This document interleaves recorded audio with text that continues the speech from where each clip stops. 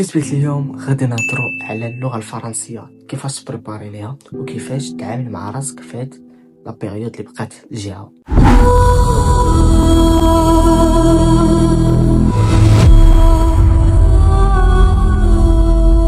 كيفاش نبريباري الفرنسي؟ في هاد الورقة كتبت لكم 5 د النصائح اللي خصك تديرهم باش انك تبريباري الفرنسي في هاد لا بيريود اللي بقات الجايه. غنبداو باول حاجة اللي هي الروايات، لي غومون. عندك لا باطاميرفي، عندك اونتيغون، عندك ديغنيغ دا كوندامي. كيفاش نتعامل مع هاد الروايات؟ اولا غنعطيك البروغرام اللي انك تغادا به، بروغرام باش انك تمشي عليه. عندك النهار الاول غدير 3 حتى ل 4 الفصول، النهار الثاني حتى ل 3 حتى ل 4 الفصول، النهار الثالث، النهار الرابع، حتى توصل نهار الحد غدير المراجعه شامله داكشي اللي عرفتي في داك الاسبوع. ثانيا لي فوكابيلير. بالنسبه لي فوكابيلير غادي يعاونك بزاف باش انك تجمع النقط ديالك، غادي يعاونك في الشامب ليكسيكال، غادي يعاونك في برودكسيون كريتيف، يعاونك تفهم نص الموضوع. المهم غيجمعوا عليك بزاف تاع النقط. والنصيحه اللي غنقولها لك كل نهار حفظ 10 الكلمات، وغادي يعاونك بزاف في كيستيون 9 ل 10 اللي كان راه عندك فيه مشكل. النصيحه الثالثه خصك تضبط بلان سامبل او بلان ديالكتيك. المهم تختار انت 2 بلان باش انك تخدم بهم نهار الجاي، ومن دابا خصك توجد واحد المنهجيه تخدم به من اليوم، دير فيه دوز بها الفروض ديالك. المهم تكون عندك واحد المنهجيه لراسك وما تاخذهاش من اليوتيوب. ابارطاج معكم دابا كيفاش بريباريت لا بواط ميرفي سبعيا.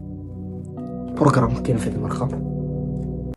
النهار الاول غتخدموا به 3 الفصول الاولين، النهار الثاني غديروا فيه 3 الفصول الاولين بليس غادي تزيدوا الفصل الرابع، ونهار الرابع غديروا فيه الفصل 5 والفصل 6 والفصل 7، ونهار الخامس ديروا فيه الفصل 8 و9، ونهار السادس ديروا فيه الفصل 10 11 12، ونهار اخير تخدموا فيه داكشي كامل بليس غديروا فيه كاسي. النصيحه الخامسه اللي هي لا لونغ السر ديالها هو كيف ما خدمتي تمارين بزاف، كون ما درتي امتحانات بزاف، راه غتجاوب مزيان في لا لونغ.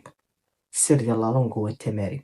بغيتي تضبط مزيان لا لونغ خدم ليه التمارين. هادو كنصائح اللي غادي يعاونك باش انك تبدا تبريباري الجياوي. دابا غادي ندوزو اهم حاجه اللي كاينه في هذا الفيديو، واللي هي كيفاش تعامل مع راسك في هاد لا بيريود اللي بقات الجياوي. النصيحه الاولى اللي هو خصك تولف الدماغ ديالك على داك البروغرام اللي قديتي، داك البروغرام اللي قديتي ولا داك البلان ولا داك الخطه اللي قديتيها باش انك تمشي بها من اليوم حتى مع الجياوي. خصك تولف بها العقل ديالك باش انه يولف داك الروتين.